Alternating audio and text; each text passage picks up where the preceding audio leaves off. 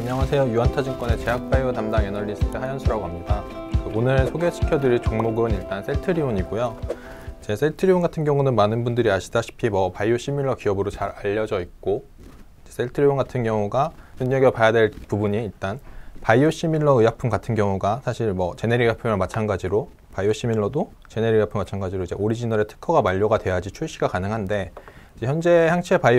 바이오시밀러 의약품은 7개의 성분이 모두 출시가 돼 있고, 이 중에 엠브렐이랑 휴미라 같은 경우는 아직까지 미국 외의 시장에서만 이제 시판이 되고 있다 보니까 사실상 그리고 마지막 하나는 이제 루센티스라고 해서 황반면성 치료제인데, 이거 같은 경우도 출시가 얼마 되지 않았다는 점을 고려하면은 현재 항체 바이오시밀러 시장 같은 경우는 레미케이드랑 이제 제넨텍의 항체 3개 의약품으로 구성이 돼 있고, 이 시장들이 형성하고 있었다고 본다면 23년부터는 휴미라가 미국 시장에 이제 특허가 풀려서 이제 출시를 될 거고, 스텔라라, 아일리아 같은 항체 의약품들이 특허 만료가 계속되면서 이제 바이오시밀러 시장 자체가 이제 대규모로 형성이 될 것으로 예상되고, 이제 그 고성장에서 셀트리온이 가장 수혜를 많이 볼 수밖에 없는 기업이다라고 봐주시면 될 것 같습니다. 그래서 휴미라 같은 경우는 미국 시장 매출액이 한 20조 원 이상이 되는 걸로 많이 알려져 있고, 스텔라라도 한 10조 원대, 아일리아 같은 경우도 거의 한 10조 원 가까운 매출을 기록하고 있고, 이에 프롤리아 이런 것들도 한 3, 4조 원 정도의 시장을 형성하고 있다 보니까 매년 바이오시밀러 시장 자체가 좀 대규모로 성장을 할 예정이다 라고 봐주시면 될 것 같습니다.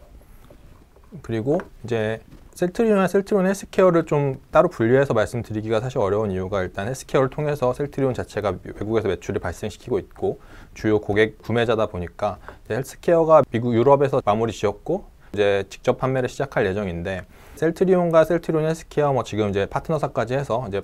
바이오시밀러의 판매 금액이 최종적으로 매번 바뀌다 보니까 납품을 하고 나서도 이제 추후에 낮아지거나 올라간 가격에 대해서 추가적인 정산이 이루어지는 특성상 헬스케어가 직접 판매를 함에 따라서 이제 헬스케어 이익률이 증가하게 되고, 그럼 헬스케어랑 셀트리온 자체도 이제 이익 증가로 이어질 것으로 좀 판단을 하고 있습니다.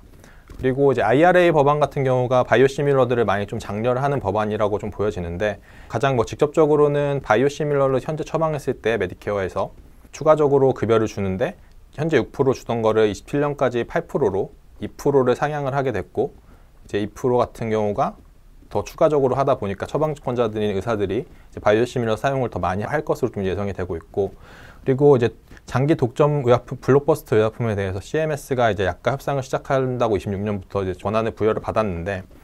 이에 따라서 현재는 특허 소송이나 이렇게 합의나 이런 것들을 통해서 바이오시밀러 출시를 많이 지연시키는 전략들을 빅파마들이 많이 해왔는데, 이제 CMS에 의한 약가 협상하게 됐을 경우에 약가 인하율이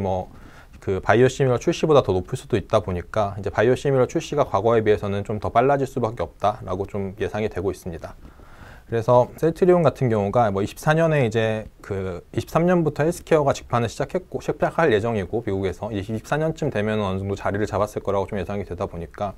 이제 24년에 그 셀트리온의 예상 순이익은 한 8천억 원대 초반으로 저는 좀 추정을 하고 있는데, 여기에 셀트리온의 역대 한 40배 정도, 후년 하반기부터 20년 초 코로나 전까지 평균 퍼에서 한 20% 정도를 할인해서 제가 산출해서 좀 목표 주가를 산정을 했고요. 일단 가장 큰 이유는 아까 말씀드린 것처럼 셀트리온이 이제 다수의 개발 파이프라인을 보유하고 있는 상태에서 특허 만료가 이제 이어질 예정이고, 그렇기 때문에 특허 만료 시점에 따라서 바로 출시가 가능하다는 장점 때문에 다시 램시마나 트룩시마 같은 초기 바이오시밀러 의약품처럼 퍼스트 무버의 자리를 차지할 거라고 보여지고 있고, 이렇기 때문에 가장 큰 수혜를 볼 것이다 라고 좀 보고 있습니다. 이제 셀트리온의 이제 넥스트 파이프라인 같은 경우가 보시다시피 현재는 이 정도로 그 품목들이 유지가 되고 있는데, 이것들이 좀 다양화되고 향후 2030년까지는 최소한 10개 이상의 파이프라인들을 더 추가를 해서 총 한 거의 30개 가까운 파이프라인이 2030년까지 품목들이 이제 추가가 될 것이다 라고 좀 보고 있습니다. 요약해서 말씀을 드리면, 가장 큰 이유는 이제